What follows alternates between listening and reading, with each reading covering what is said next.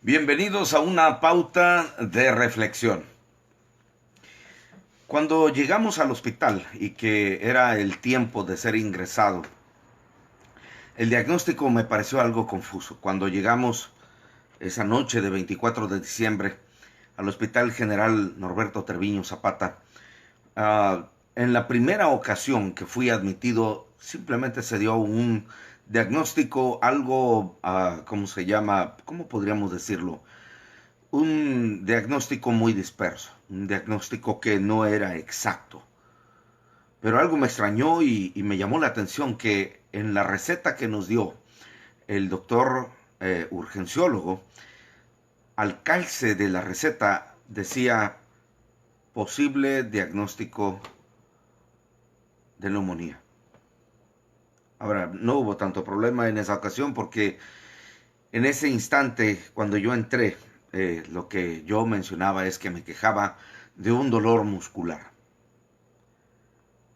Pero el día 24 de diciembre, eso fue hace 3 días, eso había sido 3 días. Pero cuando llegó el día en que tenía que quedarme, fue el día 24 de diciembre y lo que sucedió fue que los médicos me dijeron, se tiene que quedar. No sabíamos nada. Y vaya, mi esposa en el lugar estaba precisamente esperando que le dijeran qué era lo que yo tenía. Estoy pronunciando estas palabras porque al principio yo no sabía nada. Al momento de salir de esa circunstancia adversa, fue 15 días después que yo pregunté a mi esposa cómo es que ella se las había visto y se las había arreglado en esa circunstancia.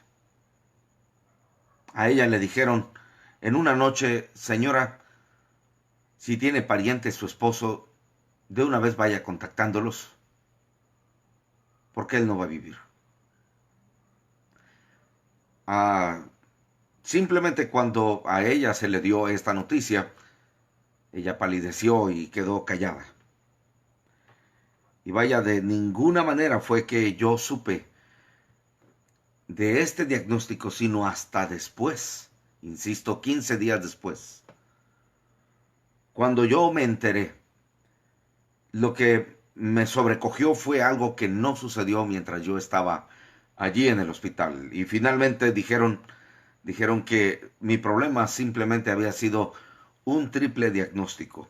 Había sido un problema de una neumonía que derivó de una infección bacteriana grave y que también provocó un derrame pleural.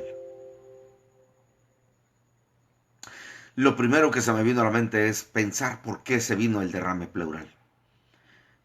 Viendo en la internet las causas múltiples por las cuales puede venir un derrame pleural, vino lo que más temía yo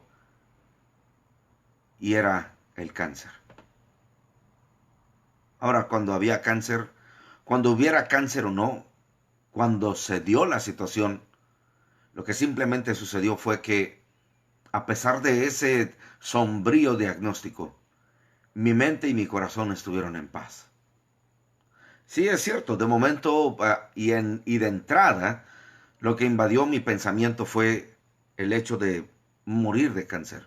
Después de todo, en la familia había ya historial por ambas partes, es decir, por mi padre y por mi madre, ya había varios casos de decesos por cáncer. De hecho, mi padre había fallecido por cáncer y una tía, hermana de mi madre, había fallecido de cáncer. Sin embargo, ¿cuál fue el pensamiento en ese instante? Soy de las personas que no creen que Dios hable de manera audible. No creo que Dios hable de la manera en que muchos manifiestan y dicen que Dios habla. Dicen que Dios se les revela.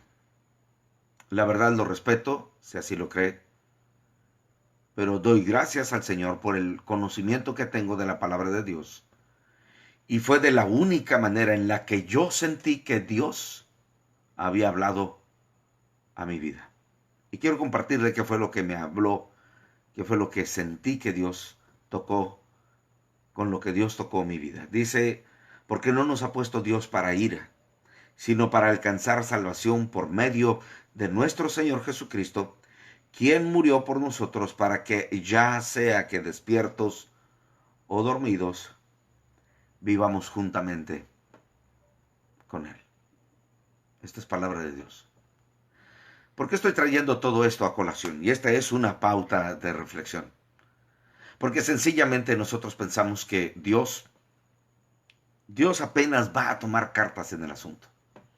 ¿Qué va a suceder en el momento en que yo muera? ¿Qué es lo que va a pasar en el momento, o qué está sucediendo en el momento en que estoy allí en el consultorio del médico, o en mi caso, que yo estaba ya allí en urgencias? Había sido ingresado y se me habían practicado ya 2 toracocentesis. Es decir, la inserción de una aguja de jeringa demasiado grande como para penetrar y llenar y llegar hasta el pulmón. Y pues a la vez intentar sacar líquido pleural que yo tenía en mi pulmón y no se había podido lograr. Yo había pensado, definitivamente, dije, esto me viene por causa de mi pecado. ¿Saben? Soy una persona que peca. No puedo ni siquiera pasar un día sin que yo peque delante de Dios. Esto no es posible. La palabra de Dios dice que todos somos pecadores. No hay de ninguna forma que yo pueda excusarme, de tal suerte que Dios en esta vida pueda decir, está bien, no hay ningún problema. Yo te entiendo, yo te conozco, yo sé quién eres, precisamente porque Él sabe quién soy yo y me conoce. Es que, hermanos, Él no podría tolerar, no podría tolerar su presencia en mi vida, en su vida, perdón, en su presencia, precisamente por mi condición humana, que es la que me conduce al pecado. Pero fíjese lo que dice la palabra de Dios. Dice aquí que Dios no nos ha puesto para ira. Es decir, Dios me ama y Dios me ha dado de su misericordia cada día. Y dice, quien murió por nosotros para que ya sea que despiertos o dormidos, vivamos juntamente con Él. ¿Sabe a qué se refiere esto? Despiertos o dormidos, es decir, vivos o muertos. ¿Por qué estoy mencionando todo esto? ¿Cuál es el miedo que tiene la gente precisamente en medio de esta pandemia? Lamentablemente hay muchos cristianos que no tienen la esperanza.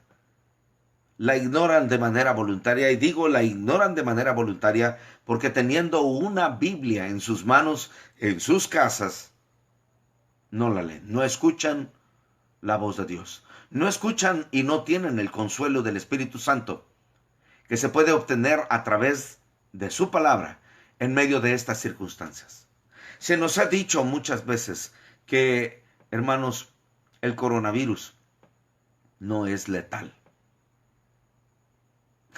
Yo debería de estar preocupado en esta situación también, porque mi predisposición debido a la neumonía que padecí y este triple diagnóstico que le acabo de compartir me hace todavía más vulnerable. Pero, ¿qué pasa? Sea en vida o sea en muerte, la esperanza la tengo de que dice la palabra de Dios, vivamos juntamente con Él. Tengo la esperanza de que si muero de coronavirus, tengo la esperanza de que si muero de un accidente en mi motoneta, sea que si yo muero en un accidente automovilístico manejando el coche que tenemos, sea que muera de cáncer, me venga el cáncer y se apodere de mis intestinos como sucedió con mi Señor Padre, sea que alguien disparando un arma al aire, cuya bala perdida surque el espacio, caiga sobre mí y me mate. Sea lo que sea, tengo la esperanza de que estaré con Cristo Jesús. Mi hermano en Cristo, ¿por qué dudas de las promesas de Dios? ¿Por qué tienes tanto miedo? Pon tus asuntos en orden delante de Dios, porque precisamente ese puede también ser un segundo motivo de miedo, de que muy pronto, tal vez, no lo sé, pudieras estar viendo al Creador cara a cara y que no sepas cómo responder ante Él. Y mi amigo o mi amiga, tú que me ves en esta ocasión, yo te invito a que tú te pongas a cuentas con Dios, pero que le digas que eres en realidad un verdadero pecador. Yo no te estoy acusando. La palabra de Dios lo dice en Romanos capítulo 3, versículo 23, por cuanto todos pecaron y están destituidos de la gloria de Dios. Y no te equivoques, esa tonta y falsa modestia de decir que Dios no quisiera verte porque eres tan pecador, es precisamente la misma causa que hace que Dios te invite y diga, venid luego, dice Jehová, y estemos a cuentas. No tardes más tiempo. Cristo no tarda en venir por su iglesia y por su pueblo. Y lo hará. Y hay de todo aquel que se quede en esta tierra. Esta fue una pauta de reflexión. Hasta entonces.